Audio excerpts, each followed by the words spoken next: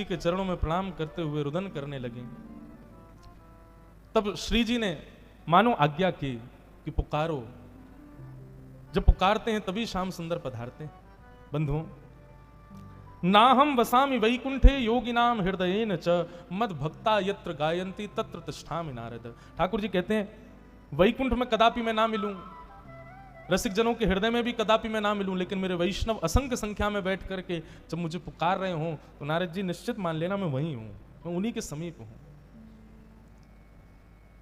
जैसे ही गोपियों ने पुकारा, बंधुओं मैं अपनी कथा में कहा करता हूं, जो गाएगा वही पाएगा ठाकुर जी को, और जिसने भी पाया गा करके ही पाया, और पाने के बाद भी गाया। सूरदास ने गाया, मीराबाई ने गाया, तुलसीदास ने गाया, और जिसने भी गाया उसी ने पाया। गाने का मतलब मेरा कोई ऐसा नहीं कि सुरीला गाओ, राग रागनी में गाओ। गाने का मतलब पुकारो। जब तक नहीं पुकारोगे, जब तक नहीं ध्याओगे, जब तक नहीं स्मृति करोगे, तब तक नहीं मिलेंगे ठाकुर जी। गोपियों ने एक गीत गाया जिसको गोपी गीत कहते हैं। कार्तिक मास में हमारे ब्रज में, हमारे वृंदावन में इस वक्त आपको वैष्णवों की टोलियां मिलेंगी। कार्तिक मास में इतनी भीड़ होती है वृंदावन में, और वृंदावन में प्रदर्शन करने वालों की भीड़ नहीं होगी, अभी दर्शन करने वालों की। रशियंस मिलेंगे, अमेरिकन्स मिलेंगे, यूरोपियंस मिलेंगे। इस वक्त वृंदावन में सब भरे होंगे। और पता उनका नियम क्या? सुबह 3:30 बजे उठते होंगे और तिलक आदि स्नान करके, तिलक लगा करके सारे मंदिरों के दर्शन करना, वृंदावन की परिक्रमा करना, तुलसी जी की अर्चना करना, यमुना जी को प्रणाम करना, और श्री गोपी गीत का पाठ। कार्तिक मास में नियम होगा अभी सब वृंदावनियों का। पूरा तो नहीं गाएंगे, पर 2-3 श्लोक हम भी गोपी गीत के गा दें। और बंधुओं, आप में से जो वैष्णव चाहते हैं कि हम महाराज जी अब अपने शेष जीवन में कुछ नियम रखें, तो अगर आप कर सको, गोपी गीत का रोज पाठ करो, अपने ठाकुर जी को सुनाओ। और एक और बात, कई लोग मुझे कंप्लेन करते हैं, महाराज जी हमसे संस्कृत नहीं आती तो याद ही नहीं होता हमको। एक बात बताऊं आपको, श्रीमद् भागवत की स्तुतियों को कभी संस्कृत भाषा मान करके पढ़ोगे तो कभी याद नहीं होगी। आप संस्कृत भाषा जान करके ना तो पढ़ो ना याद करो। हम जब पढ़ते थे तो मैं अपने गुरुजी को गलत श्लोक सुनाता था, याद ही नहीं होते थे। तो हमारे गुरुजी ने हमको ये युक्ति बताई, बोले कि भैया उसको केवल भाषा समझ करके मत पढ़ो, भाषा समझ करके पढ़ोगे तो भाषा की तरह ही याद करनी पड़ेगी, रट करके। तो हमने कहा गुरुजी क्या करें? बोले पहले उसके भाव को समझो, भाव समझ करके, भाषा नहीं। एक गोपी अपना भाव प्रस्तुत कर रही है, असंख्य गोपियां गा रही हैं, उस भाव से उसको जब गाओगे याद हो जाएगा। और ये फैक्ट है।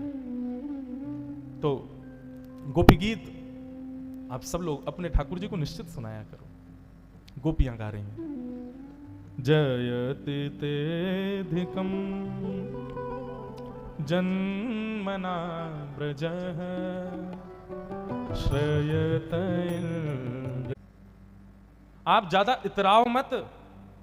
वास्तव में तो लाल जी, ये जो आप इतने प्रेमी बन गए हो ना, आपसे लोग इतना प्रेम करते हैं, इसमें भी कारण ये है क्योंकि आप ब्रज में जन्मे हो। यदि आपका जन्म ब्रज से इतर कहीं और हुआ होता तो इतना प्रेम आपको ना तो मिलता, ना आप इतने प्रेमी किसी को लगते। ये तो हम ब्रजवासियों का प्रेम है कि आपका भी प्रेम इतना जग गया है।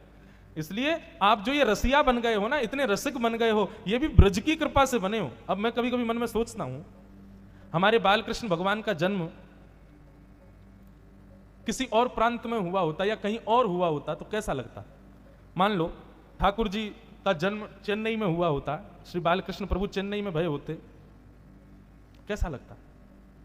ठीक है, सब जगह अपने अपने भाव हैं, पर जैसो प्रेम ब्रजवासी ने प्रकट किया ठाकुर जी के प्रति, वैसो प्रेम तो कोई नहीं कर सके।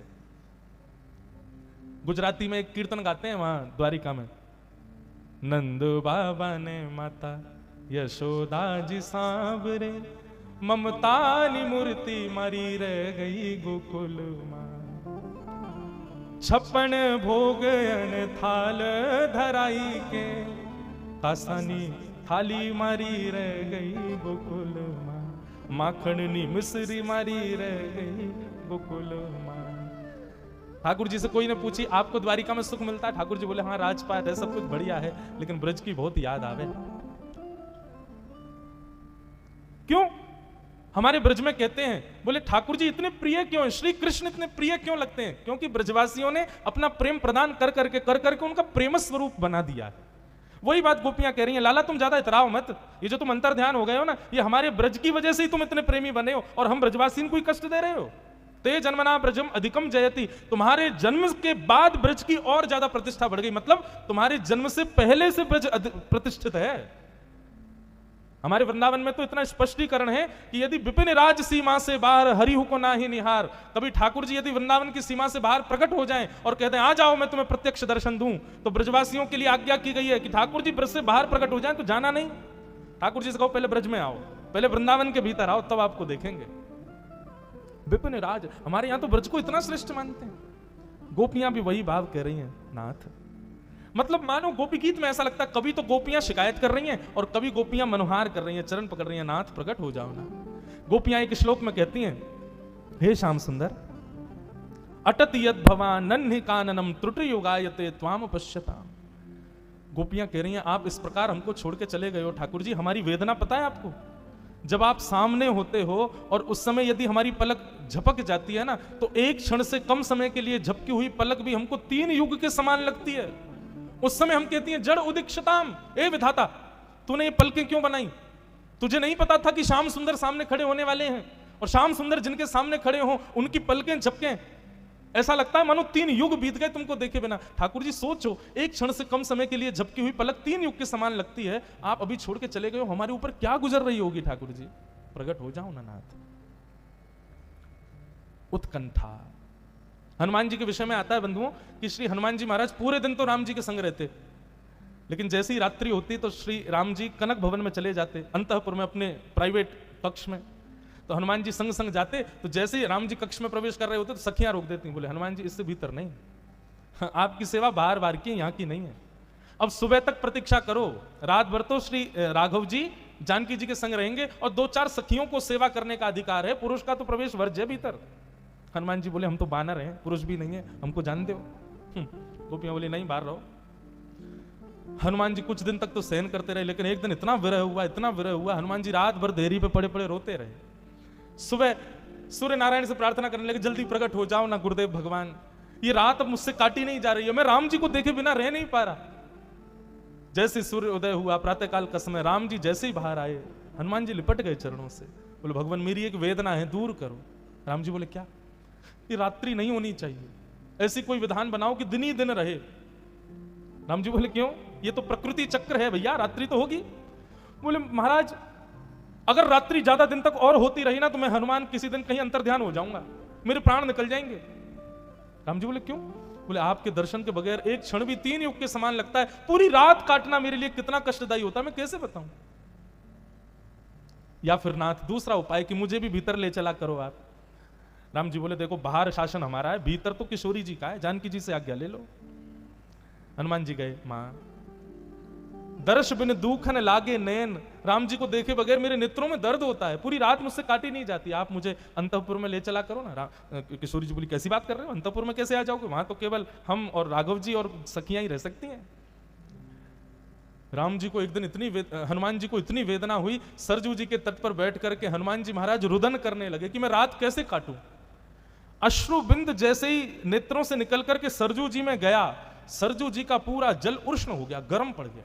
सरजू जी प्रकट हो गई, प्रकट होकर के बोली हनुमान जी आपका अश्रु बिंद बता रहा है कि आप कितनी वेदना में हो, पर वेदना का कारण क्या है? हनुमान जी बोले राघव दर्शन, रात भर उनके दर्शन के बिना मैं रह नहीं पाता, लेकिन राम जी तो अंतःपुर में जाते और वहां सखियां जाती हैं, मैं अपने प्राण त्यागना चाहता हूं, मैं पुनर्जन्म लूंगा, सखी बन के आऊंगा, मैं भी जाऊंगा भीतर, मुझे राम जी के बिना रहा नहीं जाता। तब सरजू जी ने कृपा की और कहा देखो हनुमान जी ऐसा करते हैं, पूरे दिन तो आप हनुमान वेश में रहोगे, लेकिन जैसे ही सूर्यास्त हुआ करेगा ना तो चंपक लता नाम की सखी का रूप धारण करके आप भीतर प्रवेश करना और रात भर राघव जी को वीणा सुनाया करना। तब हनुमान जी प्रसन्न हुए। हमारी अभी ऐसी स्थिति है ही नहीं है, ठाकुर जी के प्रति तो केवल हमारा ये भाव है, ये केवल हमारी पूर्ति करने के लिए है, ये कमी तो ये पूर्ण, ये कमी तो ये पूर्ण, बस ये प्रेम भाव जन्य कैसे हो। गोपियां सब कहने लगी नाथ प्रकट हो जाओ ना। पुकारते पुकारते जब गोपियों के नेत्रों से अश्रु गिरने लगे, रुरुदु स्वस्वरम राजन कृष्ण दर्शन लालसा, कृष्ण दर्शन की लालसा में जैसे ही गोपियों के नेत्रों से अश्रुबिंद प्रकट हुए, तभी ताशामाविर्भूत सौरी स्मयमाय मुखाम्बुज पीतांबर धर सगवीए साक्षान मन्मथ मन्मथ। पीतांबरी पहन करके रास राशेश्वर श्री राधा रमण लाल समस्त गोपियों के मध्य में प्रकट हो गए। बोलो रास राशेश्वर भगवान की। गोपियों ने जब तक पुकारा ठाकुर जी सुन रहे थे, लेकिन पुकार जब अश्रुबिंद में प्रकट हो गई, ठाकुर जी प्रकट हो गए। बंधुओं, यदि कथा सुनते सुनते भगवद याद स्मृति करते करते कभी नेत्र सजल हो जाए तो यही सोचना श्याम सुंदर ने छुआ है आपको, ठाकुर जी स्पर्श करके गए, तभी कृष्ण विरह के अश्रु प्रकट होते हैं।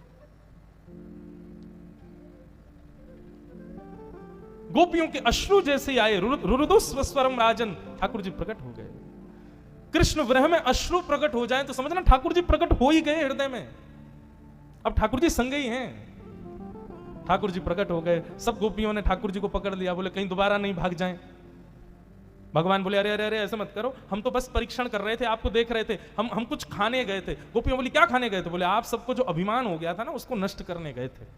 आपको रूप का अभिमान, अपनी योग्यताओं का अभिमान हो गया था, अब आप सब अभिमान रहित हो गई हो। इसका परिणाम क्या है कि अभिमान रहित है। अभिमान रहित व्यक्ति कभी रो नहीं सकता, अभिमान युक्त व्यक्ति रो नहीं सकता, अभिमान रहित व्यक्ति के ही नेत्रों में से आंसू आते हैं। और एक और बात, संसार के लिए नहीं, भक्ति प्राप्ति भगवत प्राप्ति में यदि किसी के नेत्र सजल हो रहे हैं तो निश्चित है कि वो अभिमान रहित है।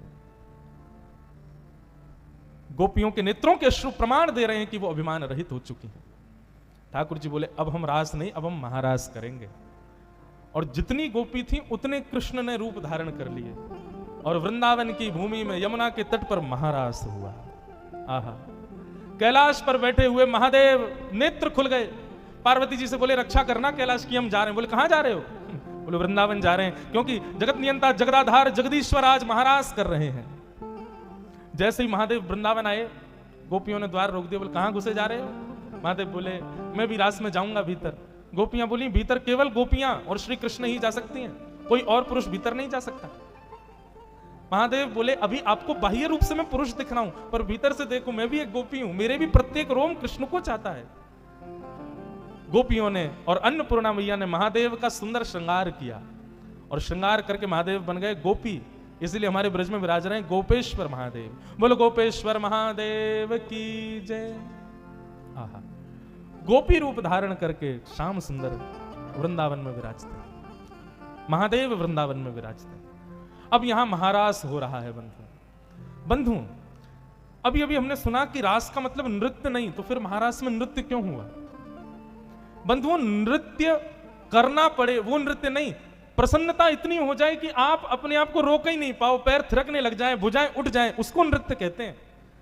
कृष्ण प्राप्ति से गोपियां इतनी प्रसन्न हो गई कि फिर शरीर का जो भाव प्रेम था वो नृत्य के रूप में बाहर आने लगा, इसलिए नृत्य हुआ। घर में कोई बहुत खुशी का माहौल हो जाए तो जो बूढ़े दादा दादी बेचारे उठ भी नहीं पाते वो भी नाचने लग जाते हैं, खुश हो जाते हैं। ठीक वैसे ही कृष्ण जीवन में आ गए तो इतनी प्रसन्नता हुई गोपियों की कि वो प्रसन्नता ही उनके पैरों के थिरकन में बाहर आने लगी, उनके भाव भंगिमा में नृत्य के रूप में परिणत हो गई। तब महारास में नृत्य हुआ। ठाकुर जी नृत्य कर रहे हैं, गोपियां नृत्य कर रही हैं, हम आप सब लोगों का मन रूपी मयूर भी नृत्य करे इस महारास में। राधा नचे कृष्ण नचे नाचे गोपी जन, राधा नचे कृष्ण नाचे गोपी जन, क्योंकि मन मेरा बन गया सखीरी पावन वृंदावन, क्योंकि मेरा बन गया सखीरी पावन वृंदावन, हे मन मेरा बन गया सखीरी पावन वृंदावन, हो हमारे भीतर भी यही भाव। श्याम सुंदर हमारे हृदय कुंज में नृत्य कर रहे हैं किशोरी जी और समस्त गोपियों के साथ। इसी भाव से करताल बजाते हुए 2 मिनट गाओ। रास रचो है, रास रचो है, आज यमुना के नारे महारास रचो है, रास रचो है, रास रचो है, आज यमुना के नारे महारास रचो है, ओ रास रचो है, रास रचो है, आज यमुना के नारे महारास रचो है, रास रचो है, रास रचो है, आज यमुना के नारे महारास। बोल रास रासेश्वर भगवान की।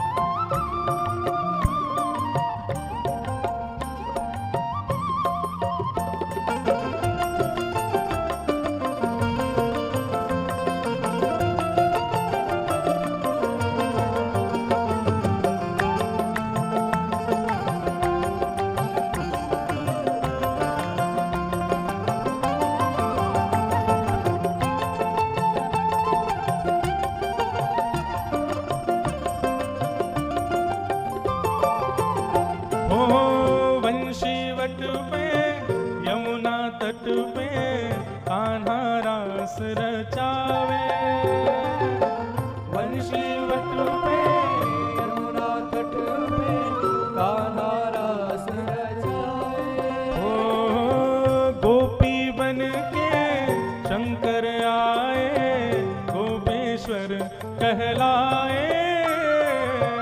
गोपी बन के शंकर आए, गोपेश्वर कहलाए। डम डम डमरू बाजे कान्हा की मुरली पे, डम डम डमरू बाजे कान्हा की मुरली पे। ओ डम डम डमरू बाजे कान्हा की मुरली पे, डम डम डमरू बाजे कान्हा की मुरली पे। ओ जग सारा नाचे रे, श्याम संग राधा नाचे रे। श्याम संग राधा नाचे रे। ओ श्याम संग राधा नाचे रे। ओ श्याम संग राधा नाचे रे। ओ राधा नचे कृष्ण नचे, नाचे गोपी जन। राधा नाचे कृष्ण नाचे, नाचे गोपी जन। क्योंकि मन मेरा बन गया सखी रे पावन वृंदावन। क्योंकि मेरा बन गया सखी पावन वृंदावन। ओ मन मेरा बन गया सखी रे पावन वृंदावन। मेरा बन गया सखी पावन वृंदावन। हे ब्रह्मा भी नाचे शंकर नाचे, नाचे देवगण। ब्रह्मा भी नाचे शंकर नाचे, नाचे देवगण। ब्रह्मा भी नाचे शंकर नाचे, नाचे देवगण। ब्रह्मा भी नाचे शंकर नाचे, नाचे देवगण। सूरज भी नाचे चंदा नाचे, नाचे तारागण। सूरज भी नाचे चंदा नाचे, नाचे तारागण। क्योंकि मन मेरा बन गया सखी रे पावन वृंदावन। मन मेरा बन गया सखी पावन वृंदावन। ओ मन मेरा बन गया सखी रे पावन वृंदावन। मेरा बन गया सखी पावन वृंदावन। ओ रास रचो है, रास रचो है, आज यमुना के नारे महारास रचो है। रास रचो है, रास रचो है, आज यमुना के नारे महारास रचो है। रास रचो है, रास रचो है, यमुना के नारे महारास रचो है। रास रचो है, रास रचो है, आज यमुना के नारे महारास रचो है। ओ आज यमुना के नारे महारास रचो है। आज यमुना के नारे महारास रचो है। ओ आज यमुना के नारे महारास रचो है। यमुना के नारे महारास रचो है। ओ आज यमुना के नारे महारास रचो है। आज यमुना के नारे महारास रचो है। ओ आज यमुना के नारे महारास रचो है। यमुना के नारे महारास। बोल रास रासेश्वर भगवान। सब ब्रजवासी गोपियां ठाकुर जी के साथ रास विहार कर रही हैं। ऐसा सुख आनंद हुआ। देवी देवता भी नृत्य कर रहे हैं, तारा मंडल भी, सूर्य चंद्रमा सब नृत्य कर रहे हैं। अद्भुत भाव प्रकट भयो। ऐसे रास को हम बारंबार प्रणाम करें। बंधुओं, ये रास की कथा अत्यंत प्रेम जन्य है। जहां सुखदेव जी के हृदय में भी संशय प्रकट हुआ कि भगवान, ये गोपियां ठाकुर जी से प्रेम करते हुए उनकी प्राप्ति क्यों करना चाहती हैं? परीक्षित जी, बंधुओं, ये परीक्षित के हृदय का संशय नहीं है, वो सामान्य लोगों के हृदय का संशय प्रकट कर रहे हैं। बहुत ध्यान से सुनिए कृपा करके। गोपियां एक प्रियतम प्रियतमा की तरह प्रेम करके ठाकुर जी से संबंध क्यों बना रही हैं? क्योंकि कई लोगों के मन में आता है कि भगवान केवल पूजने के विषय हैं, भगवान केवल श्रद्धा के विषय हैं, भगवान केवल और केवल माला पहनाओ, आरती घुमाओ, इसी का ही इतना ही अधिकार है ठाकुर जी का। नहीं। सुखदेव जी महाराज कहते हैं, बोले राजन, आपके हृदय में यह प्रश्न क्यों आया कि गोपियां प्रेम करके ठाकुर जी को प्राप्त करना चाहती हैं? उक्तम पुरस्तादे तत्ते चेद्यः सिद्धिं यतागता द्विषन्नपि ऋषिकेशं किमुताधोक्षज प्रिया। सुखदेव जी महाराज कहते हैं, परीक्षित, कंस भगवान को गाली देता है, भगवान को अपना शत्रु मानता है, वो मृत्यु के बाद भगवत प्राप्ति कर लेता है, उसमें हमको कोई दिक्कत नहीं। रावण, शूर्पणखा, पूतना, ये सब भगवान को मारना चाहते हैं, भगवान से शत्रुता वाला संबंध बनाते हैं, ठाकुर जी को अपना अनन्य शत्रु मान करके, उनसे शत्रु बैर मान करके ये लोग भगवत प्राप्ति कर लेते हैं, उसमें हमारे हृदय में प्रश्न नहीं आता। लेकिन गोपियां प्रेम करने लग गई ठाकुर जी से, तो हमारे हृदय में संशय आ गया, ये तो कामजन्य है, ये तो प्रेमजन्य है, ये कैसे हो सकता है। मैंने तुमको पूतनावध की कथा सुनाई, वहां तो तुमने मुझसे नहीं पूछा कि ये भगवान से बैर क्यों करती है। आगे भी कंस मर्दन सुनाऊंगा, वहां भी तुमने मुझसे नहीं पूछोगे कि ये कंस बैर क्यों करता है। गोपियों के लिए तुमने क्यों कहा कि वो प्रेम क्यों करती है। मतलब ठाकुर जी को हम क्या समझते हैं, वो केवल श्रद्धा सुमन पूजन पूजा करने के विषय हैं। और कहीं कहीं अगर राक्षसों के वध की बात आ जाती है, अब देखो आज पूरा विश्व रावण दहन करता है, मतलब रावण की जो संबंध है ठाकुर जी से उसको सेलिब्रेट करते हैं, शत्रुता का। लेकिन शरद पूर्णिमा पे केवल वृंदावन सजता है और कहीं भी नहीं होता कि आज के दिन गोपियों ने ठाकुर जी को प्राप्त किया था। शरद पूर्णिमा के दिन ही भक्तिमती मीराबाई प्रकट हुई, जिन्होंने ठाकुर जी को प्राप्त किया। उनका उत्सव तो कोई नहीं मनाता। इस बार मुझे बड़ी प्रसन्नता, हमारे माननीय प्रधानमंत्री जी ने अपने मन की बात में मीराबाई के जन्मोत्सव की सबको बधाई दी। मुझे बहुत अच्छा लगा कि हमारे भारत में एक भक्ति में प्रेम होना, उसको लोग पागलपन समझते हैं। संसार में आप प्रेम कर लो तो यू आर बेस्ट, बट अगर आप भक्ति में प्रेम करते हो तो इसका मतलब ये पागल है। ठाकुर जी से प्रेम करते हैं, अच्छा मतलब भगवान से बैर किया जा सकता है, भगवान से शत्रुता की जा सकती, प्रेम नहीं। पता नहीं किसने हमारी बुद्धि में भर दिया कि भगवान केवल और केवल इच्छा पूर्ति करते हैं। हमारे वृंदावन आओ, रहो कुछ दिन, पता चले। कोई नहीं कहता हम भगवान के दर्शन करने जा रहे हैं, हम बिहारी जी के दर्शन करने जा रहे हैं। सब कहेंगे हम लाला को दर्शन करवे जा रहे हैं। बरसाने में कहेंगे अरे हम लाडली जी को दर्शन करवे जा रहे हैं। संबंध है। सुखदेव जी कहते हैं परीक्षित, ये भगवान से प्रेम करती हैं, इस बात को भी मैं नहीं कहूंगा, पर इस बात को पत्थर की लकीर करके कह सकता हूं कि मुतादोक्षज प्रिया, अदोक्षज नारायण श्री कृष्ण भगवान इनसे प्रेम करते हैं। अब बताओ, अब प्रश्न है तुम्हारे हृदय में,